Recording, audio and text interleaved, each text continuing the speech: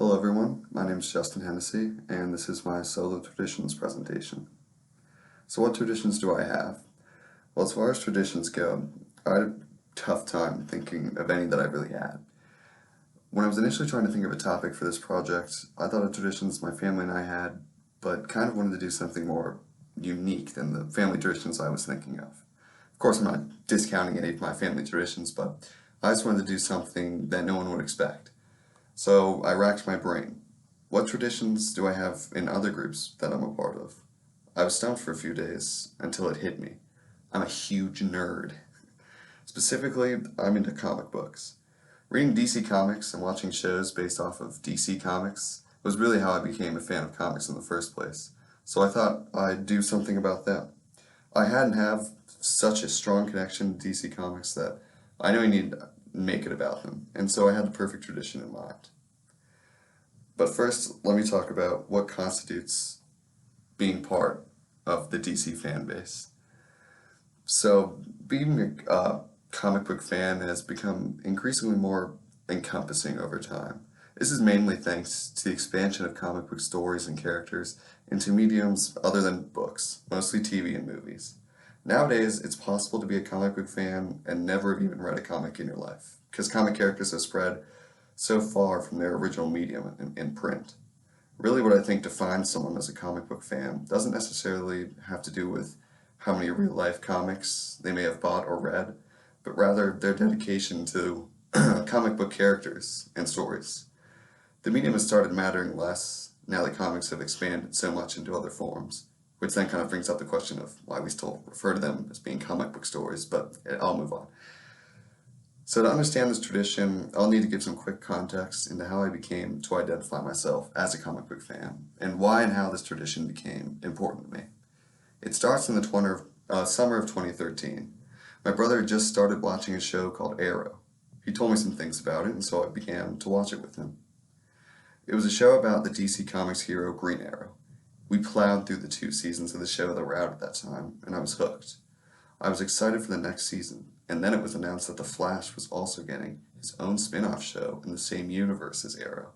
I watched both shows religiously when they came on, and couldn't get enough of it. Most importantly, though, in the first season of The Flash, there was a crossover episode with Arrow. This was absolutely mind-blowing.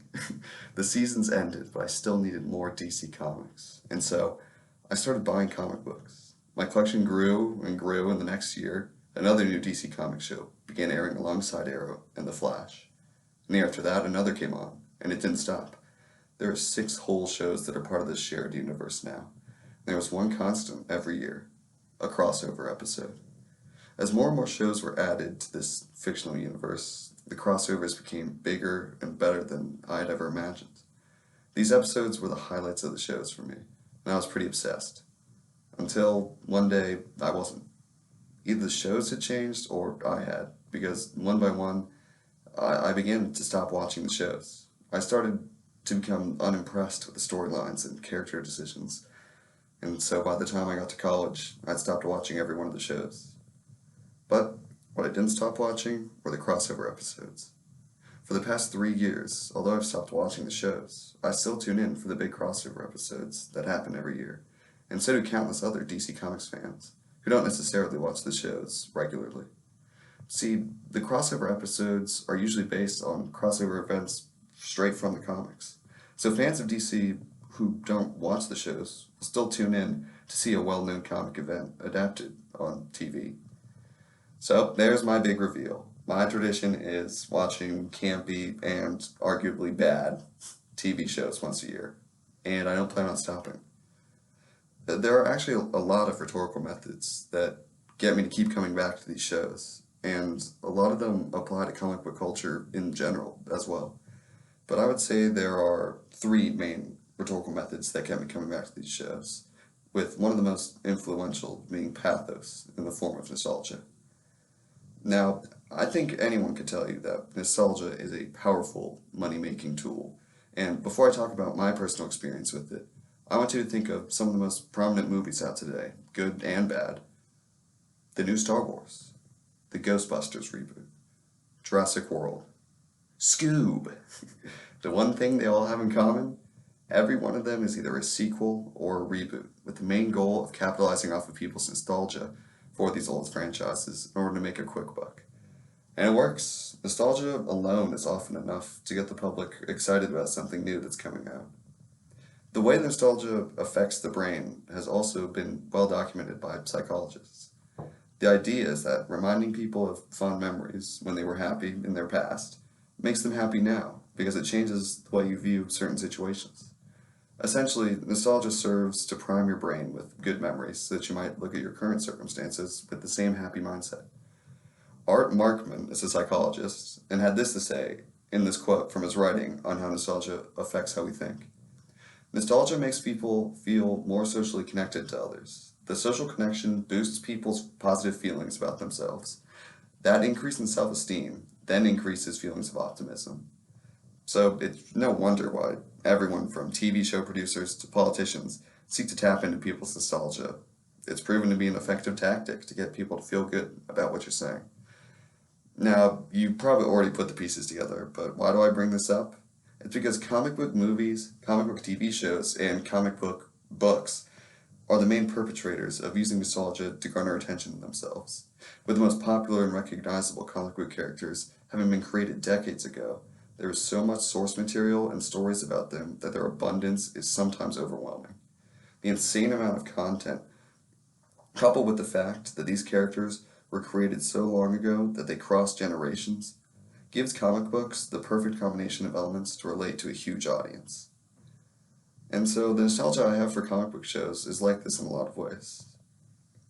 I learned a lot about DC Comics lore when I actively watched all the shows in middle and high school, and so to return to the shows every year and see characters I learned about then come up in the shows brings me back, I'm sorry, then come up in the shows brings me back to a different time. Watching the crossover every year not only gives me nostalgia for the characters in the shows and DC Comics, but also brings me back to a simpler time in my life. Breezing through my classes, hanging with my friends, doing sports. I think that in a lot of ways, watching the crossover events of these shows now reminds me of that simpler time, where I didn't have to worry about getting a job, or passing my classes, or a pandemic, or trying to talk slowly enough to fill time for a 15-minute presentation. But in all seriousness, I have changed a lot since the times when I watched those shows. Now I usually watch more mature TV shows and movies, so going back to these somewhat campy, simple shows once a year lets me sort of relish in the past and revisit these characters in these shows that I watched when I was at a time in my life when things were just a little simpler. Now, the second rhetorical method I attribute to my tradition of revisiting these shows every year is I feel like, as a fan of DC Comics, I'm obligated to watch them. I mean, I've signed pictures of Arrow star Stephen Amell and The Flash, Grant Gustin hanging in my basement. I can't just not watch it, right? But here's the reality. Once I started reading comics and researching all sorts of stories and characters in the shows I liked, I did form a kind of connection with them. It was exciting to have read a comic about a certain character and then, a year or two later, see them show up in one of the shows. It's this aspect, this way that the show rewards a loyal and knowledgeable fan for knowing the source material. That's a huge lure of comic book adaptations in TVs and movies. Sure, someone with no comic book knowledge can watch the shows and enjoy them just fine, but simultaneously, a person with immense comic book knowledge can watch them and enjoy them in an entirely different way, which is one of the many reasons I think comic book adaptations have become so popular nowadays. But as I said earlier, many of the crossover episodes were based on old DC Comics storylines, and so it was worth it for fans of DC Comics in general to watch the crossovers even if they didn't keep up with all the shows. The crossovers are a way to sort of bring together fans of DC Comics, not just on one of the shows. And none of these crossovers were as massive and anticipated as last year's, titled Crisis on Infinite Earths. Now, this crossover was the perfect amalgamation of everything that is DC Comics into one massive 5-part television extravaganza. Now, this one was different from anything in years past because it went beyond simply crossing over characters in the established DC TV universe. Now, this crossover featured old DC TV stars, actors from the DC movies, voice actors from DC animated TV shows, and more. They all came together. This single crossover is the most perfect example I can give for why I and thousands of others watch the crossover episodes every year. Writer Tomasz Zagłowski wrote an article in the Journal of Graphic Novels and Comics, explaining and analyzing the idea of the shared universe, and discusses why and how they're so popular today. Listen to this quote from that article, having to do with shared universes in TV, comics, and movies. The most popular modern shared universes, such as those originating with Marvel and DC, can hardly be perceived as dedicated to a single area of media, even if the common perception of these two brands clearly links them with the medium of comics. And he's exactly right. DC and Marvel have increasingly expanded into new and different mediums, which in turn have attracted new and different audiences depending on said medium. So you have everyone from moviegoers to comic book nerds to the casual TV watchers all being represented and recognized in this massive crossover. And just like that, your audience has become enormous. And so that's why Crisis on Infinite Earths is a perfect example of this rhetorical method of a fan's obligation to watch something.